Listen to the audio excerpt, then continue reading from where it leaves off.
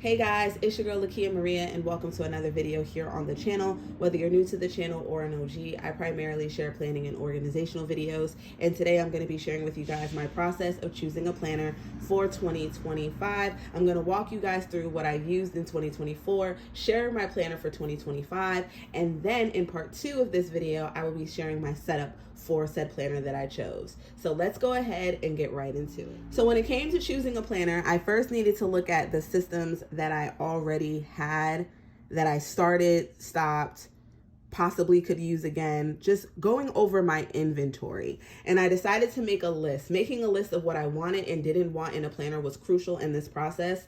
Also to streamline my thoughts, but to not overcomplicate things as well. So when it came to what I was using in 2024, for the majority of the year, I was using this notebook that I got from Amazon. This is Chunkaroo, and I have shared videos. I will link what I can in the description box for your convenience as far as links as well as related videos, so be sure to check that out. So Chunkaroo started in December of 2023, and it continued into August of 2024.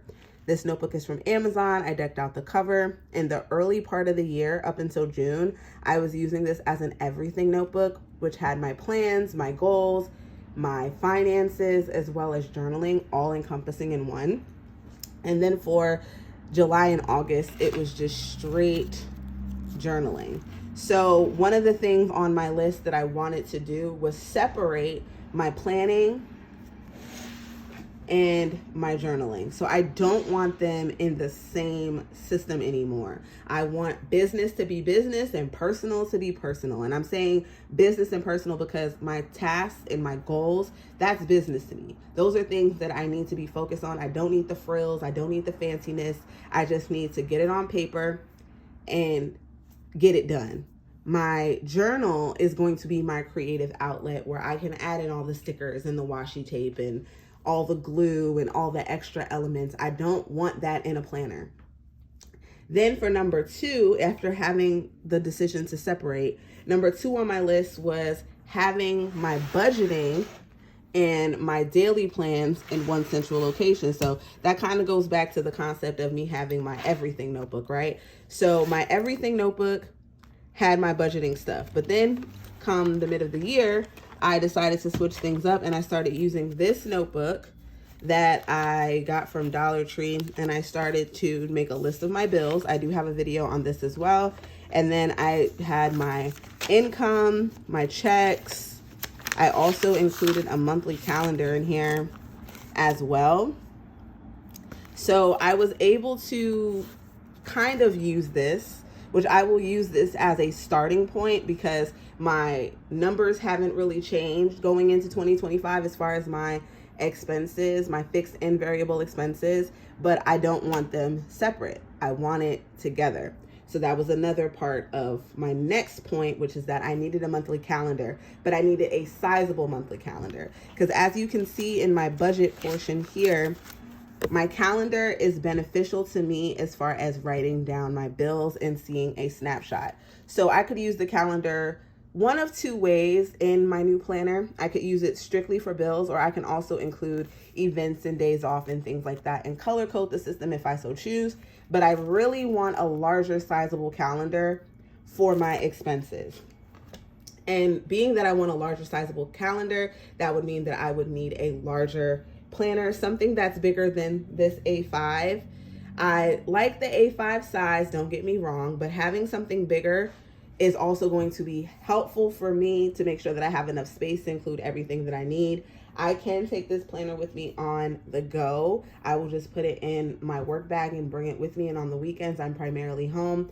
But my solution to the weekends, if I do need to take something with me on the go, of course I have my phone, but this to-do list, which is more so for daily planning, this is something I can see carrying into the new year and making lists for on the go. It's something about pen to paper and checking things off. I remember I had a gift card to Target and I wanted to make sure I used the gift card, and then there was another promotion with like a percentage off, you know, the circle deals at Target.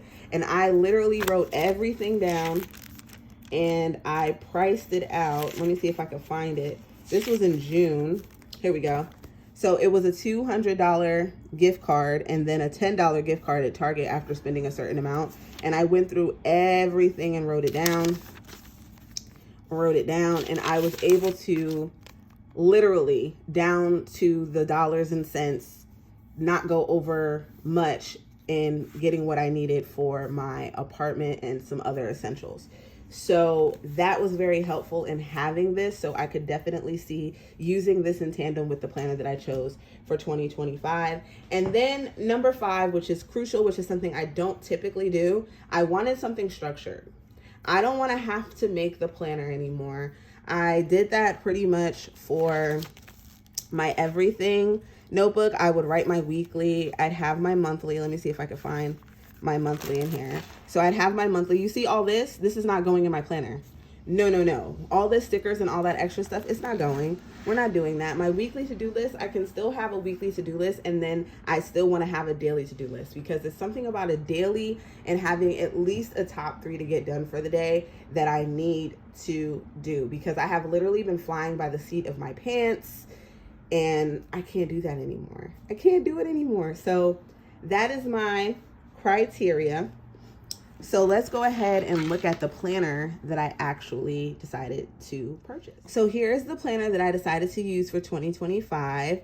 It is from the brand Altitude. I got it at Target. It was under $20. It's weekly and monthly. It is split wire. It's 15 months starting in October of 2024 to December of 2025. I did start using it in December of 2024 to start experimenting with it. It comes with a ruler, some stickers, a folder.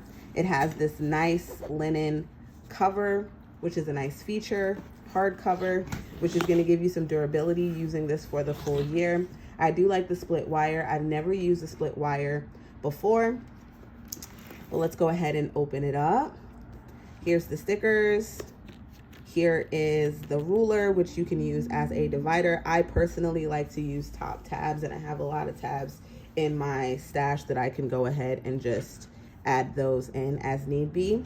The stickers, I could see myself using them so they don't go to waste, but you get 2 sheets of stickers. You have the arrows, the stars, the boxes, the flags, the numbers, and then labels such as important, to-dos, reminder, don't forget, and goals. Then you have the pocket, the 15-month calendar. I've seen people use the calendar in a variety of ways. I'm not sure how I'm going to use this yet, so we'll see if I end up using it at all. And then there are holidays on the back, which is very helpful to have for reference.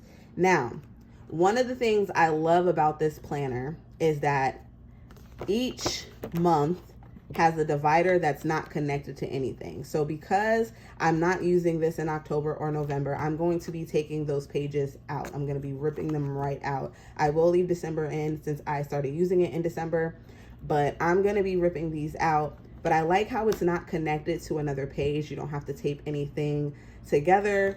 And these are very, very nice dividers. So while I am going to be ripping this out, I would totally save this and save it for journaling down the line, because it's really great quality and the tabs are laminated. Then for the overview, you have important dates, goals, birthdays, and notes. Then look at this monthly calendar. It is spacious. It has no lines. Day Designer was one of the brands that I was thinking of getting, because I did use a pocket size Day Designer, and I'll link the video on setting that up if it's something you're interested in. I love the portability of it, but it was too small, and I didn't like the lines in the calendar, but I did like the way that the weekly was set up. If you guys are trying to figure out the best planner to use, I do have a series of choosing a planner, which goes into your writing style and so many other details, and I'll have that linked in the description box for you guys. But I am not someone that likes the horizontal. I like a list. But there's a way to turn a horizontal into a list format, and the Day Designer did well with that as far as splitting it in half. So you can see this is very, very spacious, enough for me to mark in my bills and not interfere with the holidays that they wrote in. And then you do get the month before and the month ahead at the top. Then the weekly view, you get your priorities for the week. So these are your top action items, things you don't want to forget. Your to-dos, which could just be a general list that don't need to happen on a particular day. Reminders, whether you need to get gas or pay something, that could go in this area. Anything of reference can go in notes. And I love the feature of a meal plan because I am cutting out takeout in 2025. I need to cook more at home. I have been going through the process of looking for recipes, and I've been saying since I moved into my apartment back in April that I'm going to cook more, and I've started, but it needs to be more routine. Then here is the weekly. It is a horizontal format, but all you have to do is take that ruler, split it down the middle.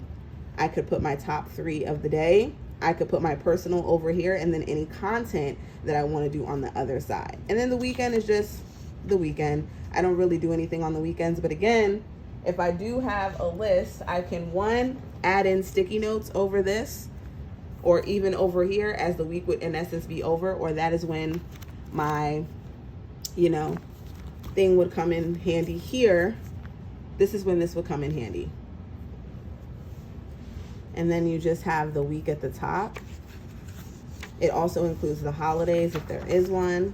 Very, very clean design, which I like.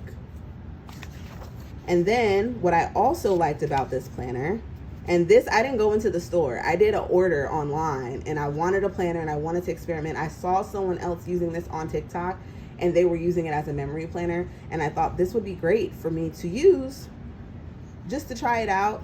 Not too bad of an investment with $20. I needed something more structured, but I love the note section because here, if I want to add in recipes that I want to try, if I want to do video content as far as like my list and everything, this is the perfect section for that. So I really, really like this. Go more in depth in this as I'm setting up my planner for January in the second part of this video. Now, if you're still undecided as far as if planning is beneficial for you in the new year, here's a few of my tips that help me decide if getting a planner was actually what I needed for the year, or could I just go running off of to-do lists, or did I really need something more structured to streamline my thoughts? Again, everyone is different, but I wanted to give my take on it. So here are a few of my pros of using a planner.